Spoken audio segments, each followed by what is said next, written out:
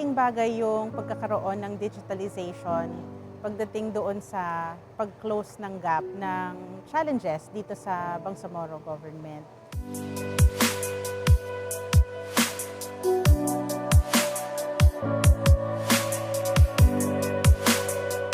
I see here a very big opportunity for BARM to be the next Singapore.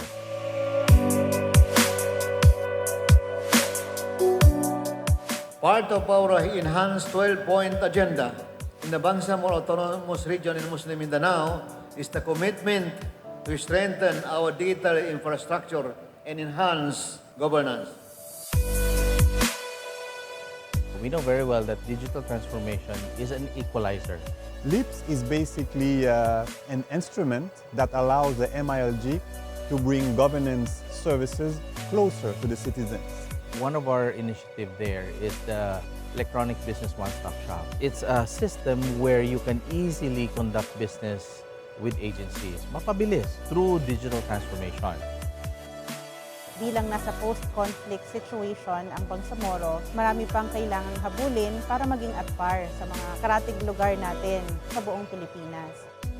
What is the most important when it comes to digitalization is really the know-how, meaning having the capacity, the people, the equipment really to run digital solutions.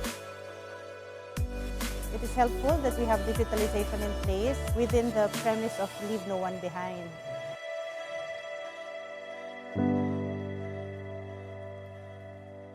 At the end of the day, this digital era opened really opportunities for communities to be connected to one another. Meron tayong pagkakataon na mapalapit ang ating serbisyo sa ating mga sinasakupan at magkaroon ng trust ang ating mga kababayan sa gobyerno. The investment in ICT and infrastructure is going to be significant, and that infrastructure has a very high cost. This, in my view, is a key challenge. With the infra, you can build IT systems, applications. The ease of doing business will happen with a good infra in the digital transformation. So there are some challenges, there are some missing component. That's why I'm here. Arta is here to help bridge that gap para magiging EBOS compliant, fully automated si LIPS.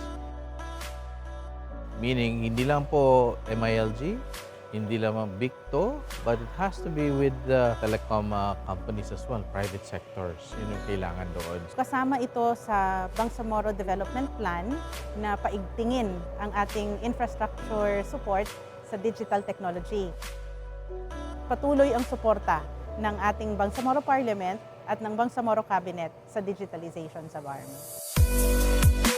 Leveraging our political will, I believe that we will be able to gain the trust of the users and really make them realize the usability and the benefits of using digital technology. I am optimistic because I see a very strong political will in the Bangsamoro to harness the benefits of digital transformation and deliver services to the citizens. The will of BARM is there. It's more of really putting that will into action, implementing it.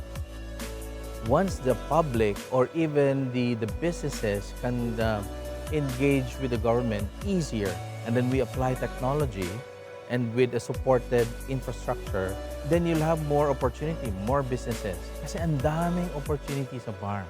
Digital technology makes things and life in general easier.